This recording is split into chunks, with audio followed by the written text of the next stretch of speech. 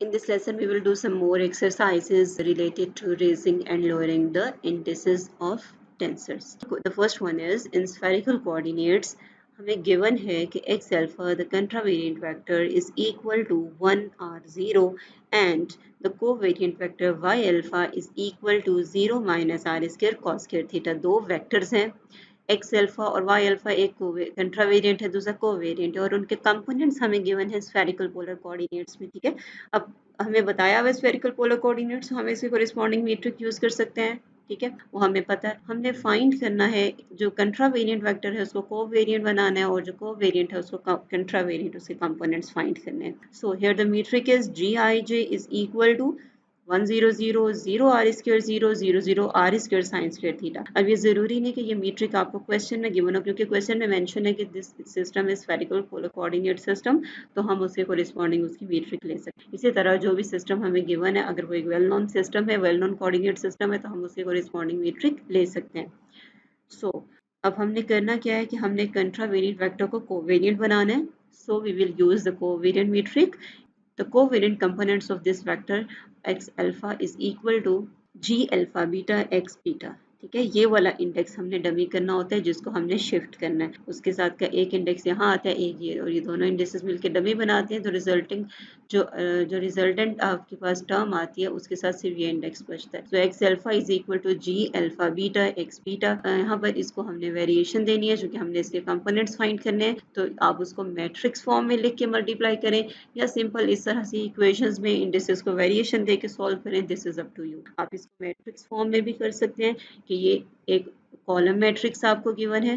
ठीक है, this one जिस लास्ट एग्जांपल में हमने किया था, इसको भी आप मैट्रिक्स फॉर्म में ले सकते हैं, इसको भी मैट्रिक्स फॉर्म में ले सकते हैं। ठीक है, x alpha is equal to matrix g alpha beta and matrix x beta, और लिखना इन दोनों मैट्रिसेस को ऐसे है कि इनकी मल्टीप्लिकेशन पॉसिबल हो।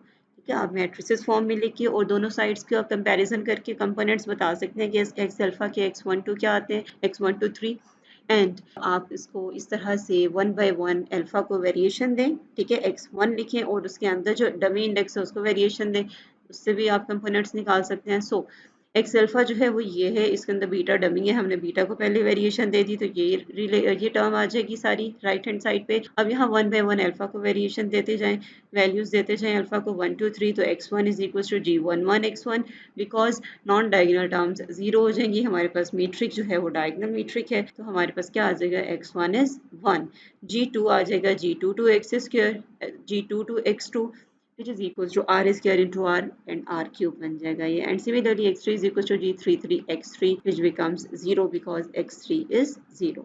so हमारे पास जो कंट्रावेरिएंट वेक्टर था 1 r 0 in spherical polar coordinate system, उसके जो कोवेरिएंट कंपोनेंट्स है वो आगे हैं 1 r cube 0। ठीक है, सिमिलरली हमारे पास एक और वेक्टर है जो कंट्रावेरिएंट फॉर्म में है, इसको हमने कोवेरिएंट फॉर्म में चेंज करना है। तो हमें क्या चाहिए, हमें इसके लिए कॉन्जुगेट मीट्रिक चाहिए, रेसिप्रोकल मीट्रिक चाहिए। तो सबसे पहले हम रेसिप्रोकल मीट्रिक लिखेंगे which is g alpha beta, और जी आई जे भी आप उसको लिख सकते हैं।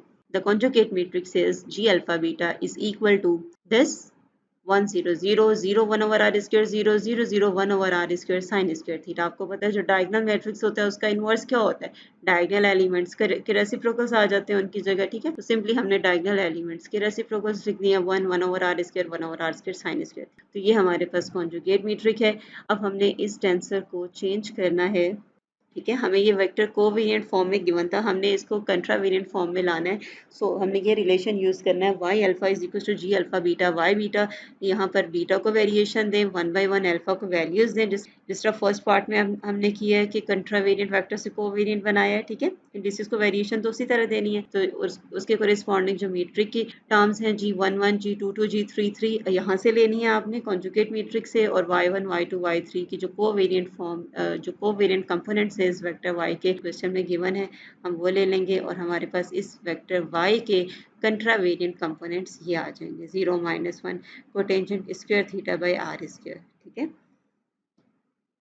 the next question is given the two-dimensional line element ds square is equal to x square dx square, plus 2 dx dy minus dy square, ठीक है। ये हमें गिवन है मीट्रिक, अब इस फॉर्म में गिवन है, इस फॉर्म में भी आपने पिछले लेसन्स में पढ़ी है, ठीक है।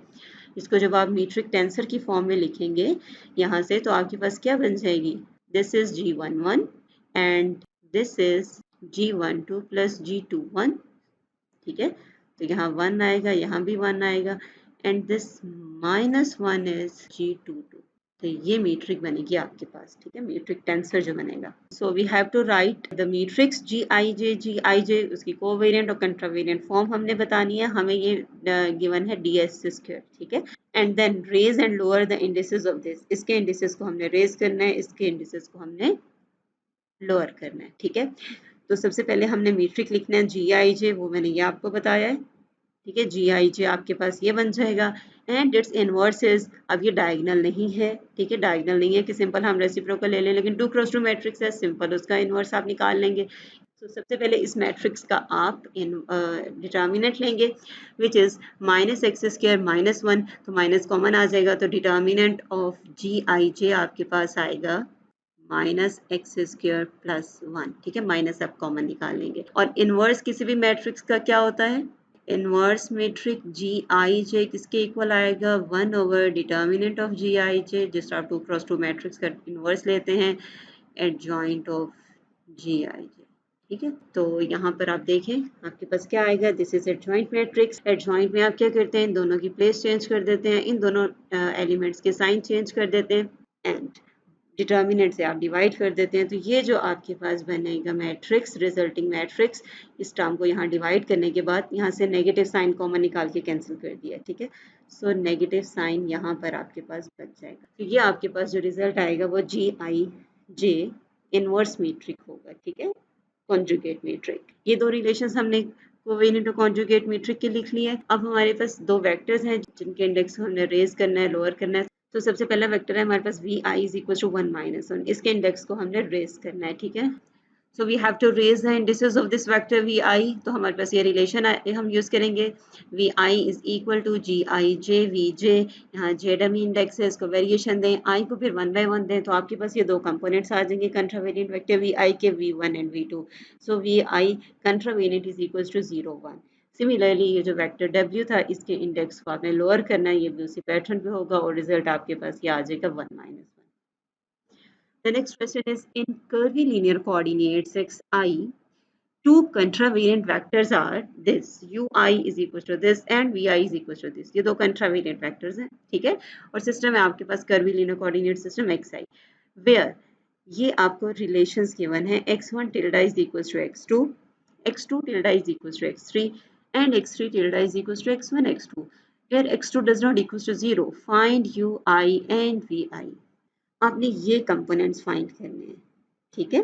आपको यू आई और वी आई कंट्रावेरिएंट फॉर्म में गिवन है, आपने यू आई और वी आई कोवेरिएंट फॉर्म में फाइंड करने हैं। First we find the metric tensor. हमारे पास क्या है, हमें मीट्रिक नहीं गिवन, बट हमें ट्रांसफॉर्मेशन इक्वेशंस गिवन है, x1 tilde x2 tilde x3 tilde किसके इक्वल है इन टर्म्स ऑफ एक्साइज, वो हमें गिवन है, ठीक है। सो हमारे पास ये जो जैकोबियन है ये किसके इक्वल होता है, partial x I tilde over partial xi, where this is the curvilinear coordinate system and this system is the rectangular coordinate system, ठीक है।